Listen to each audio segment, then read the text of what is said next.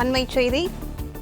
காவிரி விவகாரத்தில் மேகதாது திட்டமே நிரந்தர தீர்வாகும் என டி.கே. சிவகுமார் தெரிவித்துள்ளார். இதுகுறித்த கூடுதல் விவரங்களோடு செய்தியாளர் பாண்டியராஜன் இணைப்பில் உள்ளார். வணக்கம் பாண்டியராஜன், முழுமையான விவரங்கள் என பதிவு பண்ணலாம்.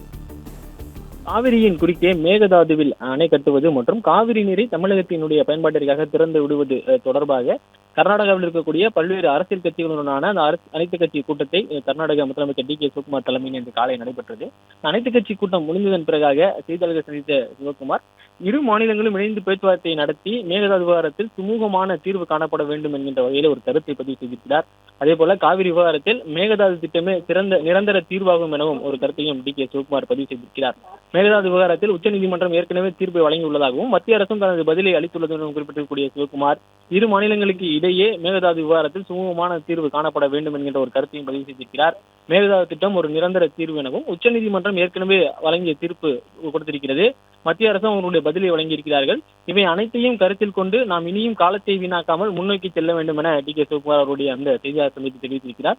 இது தமிழ்நாட்டிற்கு அதிகம் கிடைப்பதோ அல்லது கர்நாடகாவிற்கு குறைவாக கிடைப்பதோ என்பது பற்றி கிடையாது.